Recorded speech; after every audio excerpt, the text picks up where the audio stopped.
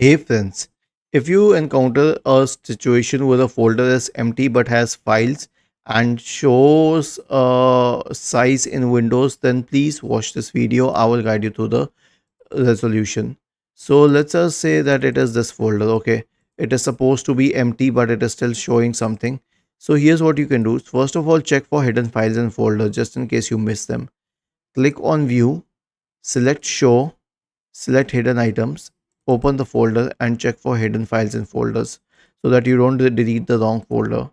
Then run the checklist scan just because inconsistencies or bad sectors in the hard drive can also cause unnecessary bloating of folders because if the hard drive is corrupt. So search for command prompt in the Windows search bar and click on run as administrator. Type the command chkdsk space forward slash r space forward slash f and hit enter. Press Y and hit enter once again. The last solution is to simply delete the folder. Pick that folder, hit the delete key, and that's done. Was this helpful? If yes, then please subscribe to the channel.